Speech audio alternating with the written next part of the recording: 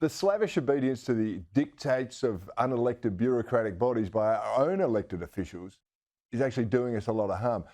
Groups like the United Nations and the World Health Organization have both been weaponised by the left and used as a means of bludgeoning sovereign governments into complying with counterproductive policies.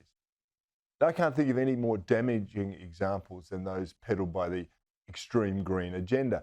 They're always suggesting that a catastrophe is around the corner, unless, of course, we implement their latest lame-brained idea. I'm not just talking about renewable energy either. That's an experiment. It's bad for our country, let me tell you. But there is a lot more going on as well. Coastal communities, for example, they're the communities that rely on the ocean for their livelihood, are also under threat. And while the Green Lobby will offer up different excuses, it could be saving the thriving Great Barrier Reef, for example, or maybe they just want to protect a little crab. Every attack seems to be that it's just the greenies hate the idea of commercial fishing and they want it to stop. And if it does, that could have a huge impact, not only on those coastal communities I'm talking about, but on the availability of clean and healthy protein for all of us. Joining me now is Queensland LNP Senator Susan McDonald. Senator, thanks for your time tonight. Our fishing communities are under threat and the left are using reports of groups like UNESCO to justify their actions. What is going on here? Well, Corey, this is possibly one of the most shocking things that I've seen since I've been in Parliament, where UNESCO is running the show, is determining policies for Australian agriculture. They are directing the Labor government, federally, who's now offloading the decision to the state government, about banning gillnet fishing. Now, the pretext is for the Great Barrier Reef.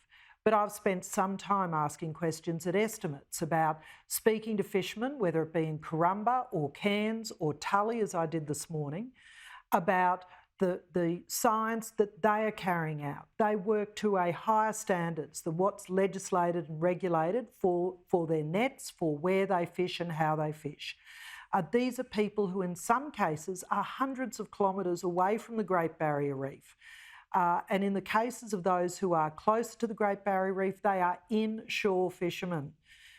It is devastating to see that no science has been used at all. They have to document and log every trip. They have to have GPS beacons. They have to log every interaction with a threatened species and bycatch.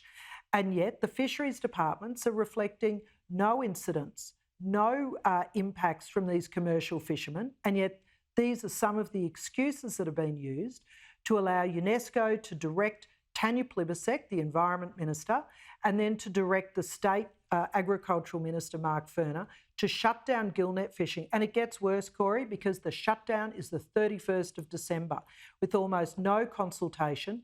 And on the 1st of January, it will be an offence to have gill nets in your possession.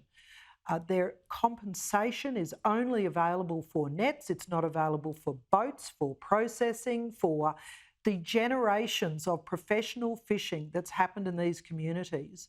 It is shocking, and I'm really distressed about what it's going to do to these communities, to Australian standard of living, because it will drive up the cost of all fish when fishermen are forced out of the gillnet portion of the year.